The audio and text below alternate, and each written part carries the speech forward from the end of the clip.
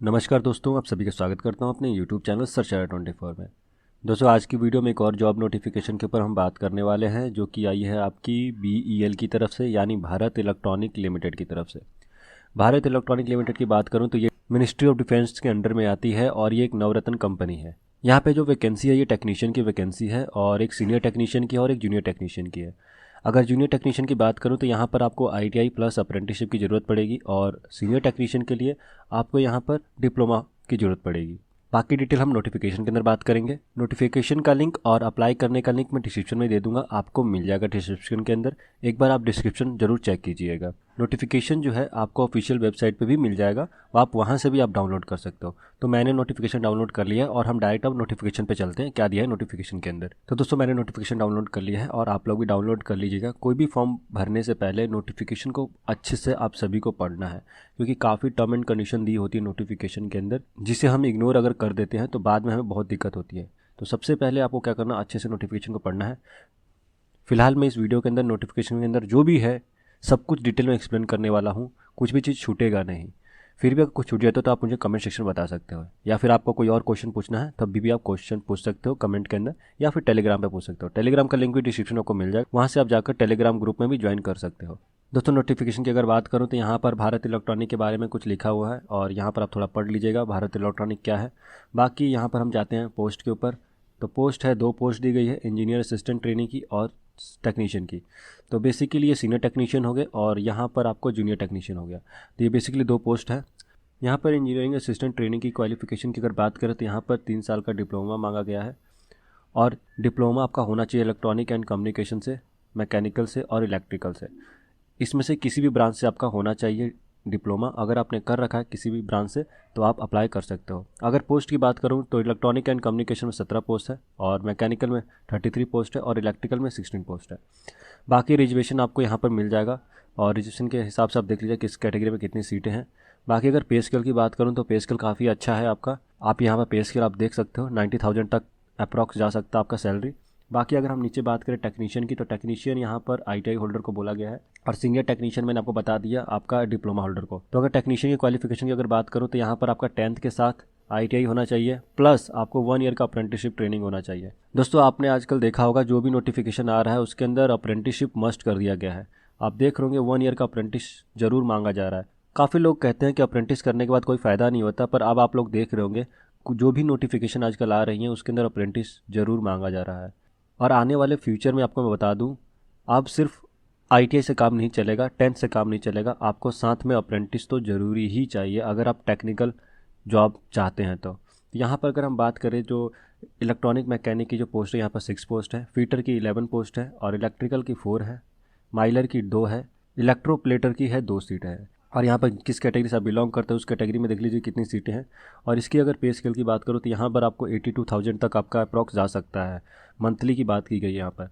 बाकी यहाँ पर आपने देखा होगा सीनियर टेक्नीशियन में EAT लिखा गया है। तो EAT यानी इंजीनियरिंग असिस्टेंट ट्रेनिंग के आगे एक आपने स्टार देखा होगा, तो स्टार का मतलब यहाँ पर बताया गया है 6 मंथ का आपका ट्रेनिंग पीरियड होगा, और जिसके अंदर आपको 10,000 पर मिलेगा, यानी हर महीने आपको 10,000 मिलेगा 6 महीने तक, उसके बाद आप परमानेंट होंगे। ठीक है, ये सिर्फ आपका इंजीनियरिंग असिस्टेंट ट्रेनिंग के लिए ही बताया गया है, यानी सीनियर टेक्नीशियन के लिए जो डिप्लोमा होल्डर से जाते हैं। बाकी यहाँ पर PWD के लिए एक भी सीटें है नहीं, तो आप ये देख लीजिए अगर आप PWD कैंडिडेट हैं तो यहाँ पर आपके लिए कोई सीटें नहीं हैं।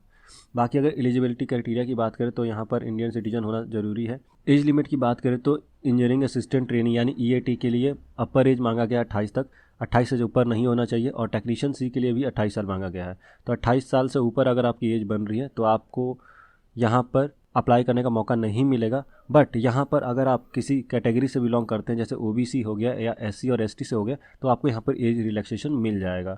OBC का 3 साल और ST और SC का 5 साल, और PWD के लिए 10 साल। बाकी यहाँ पर PWD के लिए एक भी सीटें हैं नहीं, फिर भी यहाँ पर बताया गया कि जो PWD के कैंडिडेट होंगे वहाँ पर उनको 10 साल का एज रिलैक्सेशन मिलेगा। बाकी अगर हम नीचे जाए तो यहाँ पर आपको कुछ मिल जाएगा, टर्म एंड कंडीशन वही है जो आपको OBC सर्टिफिकेट या PWD कैंडिडेट्स के लिए जो 40% का डिसेबिलिटी क्राइटेरिया होता है वही चीज़ बताई गई है यहाँ पर। और एक्स सर्विसमैन का एज रिलैक्सेशन की बात की गई है यहाँ पर, तो कुछ ज़्यादा यहाँ पर खास नहीं है। आगे हम जाते हैं तो यहाँ पर एजुकेशन क्वालिफिकेशन की अगर बात करें तो यहाँ पर बताया गया है कि जो EAT होंगे यानी इंजीनियरिंग असिस्टेंट ट्रेनिंग, तो उनकी जो होगी यहाँ पर मिनिमम 60% होना चाहिए डिप्लोमा के अंदर। ठीक है, उससे ज़्यादा कम नहीं होगा, अगर आपके 60% से कम है डिप्लोमा में तो आप ये फॉर्म नहीं भर सकते हो। किस कैटेगरी से? जनरल, ईडब्ल्यूएस, ओबीसी के लिए। एससी और एसटी और पीडब्ल्यूडी के लिए 50% होना चाहिए। और टेक्नीशियन की अगर बात करें जो आईटीआई होल्डर होंगे तो उनके लिए यहाँ पर बोला गया है जनरल, ईडब्ल्यूएस और ओबीसी के लिए 60% होना चाहिए और एससी और एसटी और पीडब्ल्यूडी के लिए 50% होना चाहिए। ये मिनिमम मार्क्स है, इससे ज़्यादा अगर कम है तो आप नहीं फॉर्म भर सकते, इससे ज़्यादा हो तो आप अप्लाई कर सकते हो। बाकी यहाँ पर एक्सपीरियंस की बात की है तो एक्सपीरियंस यहाँ पर जीरो मांगा गया है, तो एक्सपीरियंस की कोई ज़रूरत नहीं है। यहाँ पे एक इंपॉर्टेंट पॉइंट बताया गया कि registration in Karnataka employ exchange is mandatory. तो एक ही आप देख लीजिएगा, कर्नाटका एम्प्लॉय का आपका एक आईडी नंबर होता है, आपके पास वो रजिस्ट्रेशन नंबर होना चाहिए और वो एक्टिव होना चाहिए। कब तक? 20/4 तक। उसके बाद वो एक्सपायर हो उससे मतलब नहीं है, बट 20/4 तक उसका एक्टिव पीरियड होना चाहिए। तो ये आप देख लीजिएगा। अब हम बात करते हैं मेथड ऑफ सिलेक्शन कि सिलेक्शन आपका कैसे होगा यहाँ पर। तो यहाँ पर अगर मैं बात करूँ तो यहाँ पर रिटन एग्जाम होगा और 150 मार्क्स का पेपर होगा। फर्स्ट पार्ट आपका जो होगा जनरल एप्टीट्यूड, यहाँ पर 50 मार्क्स का पेपर होगा, ये फर्स्ट पार्ट। और सेकंड पार्ट आपका जो पेपर होगा वो टेक्निकल एप्टीट्यूड होगा और यहाँ पर आपका 100 मार्क्स का पेपर होगा। टेक्निकल में आपका वही जो आप टेक्निकली पढ़ते हैं, इलेक्ट्रिकल होगा तो इलेक्ट्रिकल ब्रांच से होगा और मेनली अगर फीटर ब्रांच है तो फीटर के क्वेश्चन होंगे यहाँ पर। पार्ट ए की बात करूँ तो यहाँ पर नॉर्मल हो, mental ability, aptitude test, logical reasoning, ठीक है, यही सब आता है बेसिकली और कुछ नहीं। ये पार्ट 1 की बात कर रहा हूँ मैं। और पार्ट 2 में आपका टेक्निकल होता है। तो पार्ट 2 का जो होगा आपका टेक्निकल आपका 100 मार्क्स का होगा। बाकी आपको मिनिमम मार्क्स कितना चाहिए पास होने के लिए, तो यहाँ पर बताएगा जनरल, ओबीसी और ईडब्ल्यूएस के लिए आपको चाहिए 30% मार्क्स। किसमें? फर्स्ट पार्ट और सेकंड पार्ट में। एससी और एसटी और पीडब्ल्यूडी के लिए चाहिए 30% मार्क्स। इससे कम आपको लाना नहीं है किसी भी हालत में। देखिए ये कट ऑफ इससे नहीं बनता है, कट ऑफ तो ज़्यादा ही बनेगा, बट यहाँ पर सिर्फ पासिंग मार्क्स बताया कि इतना पासिंग मार्क्स होना चाहिए, ज़रूरी है, तभी आपका पेपर चेक होगा। वरना अगर इससे कम होता तो पेपर चेक नहीं होता है, ये होता है इसका कहने का मतलब।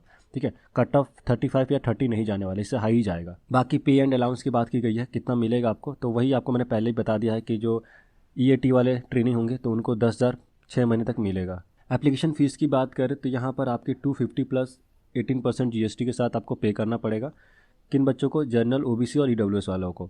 बाकी एससी, एसटी और पीडब्ल्यूडी और एक्स सर्विसमैन कैंडिडेट्स को यहाँ पर फीस नहीं भरना है। ठीक है, तो आप ये देख लीजिएगा आप किस कैटेगरी से बिलोंग करते हो तो उसी हिसाब से आपको पेमेंट करना है। बाकी यहाँ पे एक जनरल इंस्ट्रक्शन दिया गया है, तो पेमेंट आपको कैसे करना है वो बताया गया है कि स्टेप बाय स्टेप, तो ये आप चेक कर लीजिएगा एक बार। आगे अगर हम जाए तो आगे यहाँ पर बताया गया कि हाउ टू अप्लाई, कैसे अप्लाई करना है। तो ऑफिशियली वेबसाइट पर आपका लिंक एक्टिवेट हो जाएगा 6/4 से, यानी 6 अप्रैल से आपका लिंक एक्टिवेट हो जाएगा 3 बजे से।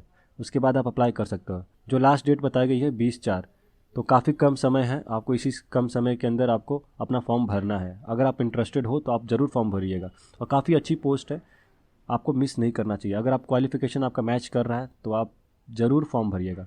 तो जैसे हम नीचे जाएंगे तो यहाँ पर आपको जनरल इंस्ट्रक्शंस मिल जाएंगे, ये एक एक करके पॉइंट पढ़ लीजिएगा। यहाँ पर वही बताएगा कि जो पेपर कैसे होगा आपका और एडमिट कार्ड कैसे आएगा, ये सब चीज़ें बताई गई हैं। और यहाँ पर नो ऑब्जेक्शन सर्टिफिकेट की बात की गई, जो एक्स सर्विसमैन कोटे से बच्चे जाते हैं तो उनके लिए वो नो ऑब्जेक्शन सर्टिफिकेट की ज़रूरत पड़ती है, तो ये चीज़ें बताई गई हैं। और मेडिकली फिट होना चाहिए, ये सब चीज़ें बताई गई हैं। यहाँ पर आप पढ़ लीजिएगा, 6 पॉइंट में मेडिकल फिटनेस की बात की गई है। और यहाँ पर एससी और एसटी और पीडब्ल्यूडी एक्स सर्विसमैन कैंडिडेट्स के बारे में बताया गया है, तो ये आप थोड़ा पढ़ लीजिएगा। यहाँ पर ओबीसी की रिजर्वेशन की बात की गई है, जिसे हम एनसीएल बोलते हैं, नॉन क्रीमी लेयर। तो इनके बारे में बताया गया कि आपका जो सर्टिफिकेट होना चाहिए वो कैसा होना चाहिए, तो उसके बारे में बताया गया है। बाकी ईडब्ल्यूएस का फाइनेंशियल सर्टिफिकेट कैसा होना चाहिए, 21-22 का चल जाएगा, ये बताया गया है। ठीक है, और ये सब आप देख लीजिएगा, जनरल इंस्ट्रक्शन पढ़ लीजिएगा जो भी है। बाकी बताया गया है जब एग्ज़ाम सेंटर पे आप जाएंगे तो मोबाइल फ़ोन, ये पेजर, ये सब नहीं लेके जा सकते, ये नॉर्मल है, ये सभी को पता है कि एग्ज़ाम देते समय ये सब चीज़ें नहीं लेके जानी चाहिए। और अगर दोस्तों हम नीचे जाए तो यहाँ पर एक और इम्पॉर्टेंट पॉइंट है जो कि काफ़ी इंपॉर्टेंट है, apprentice marks card and NSC for a technician post C. तो टेक्नीशियन सी के लिए अप्रेंटिस का मार्कशीट और एनएससी सर्टिफिकेट ज़रूरी है। यहाँ पर बोला गया है साफ, apprentice marks card and NSC certificate तो ज़रूरी है ये। अगर ये है तभी आप टेक्नीशियन की पोस्ट आप के लिए आप एलिजिबल हो, वरना आप एलिजिबल नहीं हो। और लास्ट डेट की बात की गई है यहाँ पर, तो लास्ट डेट आपका 20/4/2022 होने वाली है, यानी 20 अप्रैल तक ही फॉर्म खुले हैं, उसी टाइम तक आपको फॉर्म भरना है सभी को। बाकी कोई दिक्कत होता है तो आपको यहाँ पर नंबर दिया गया है, हेल्पलाइन नंबर, और यहाँ पर ईमेल आईडी नंबर दिया गया है। तो यहाँ पर अब कोई भी प्रॉब्लम होती है तो आप ईमेल कर सकते हो या फिर फ़ोन कर सकते हो। फॉर्म भरते समय कोई भी दिक्कत आ रही है या आपको कोई क्वारी पूछना है तो आप यहाँ पर इनको मेल कर सकते हो या फ़ोन कर सकते हो। बाकी दोस्तों जो नोटिफिकेशन में इंपॉर्टेंट पॉइंट्स है वो सारे मैं डिस्कस कर चुका हूँ, ऐसा कुछ नहीं है जो छोड़ा हो मैंने इस नोटिफिकेशन के अंदर। फिर भी अगर आपको नोटिफिकेशन से रिलेटेड या फिर किसी और चीज़ से रिलेटेड आपको इन्फॉर्मेशन चाहिए तो आप मुझे कमेंट सेक्शन बता सकते हो या फिर टेलीग्राम पे बता सकते हो। दोस्तों आज की वीडियो में इतना ही, मिलता हूँ नेक्स्ट वीडियो में। जय हिंद, जय भारत।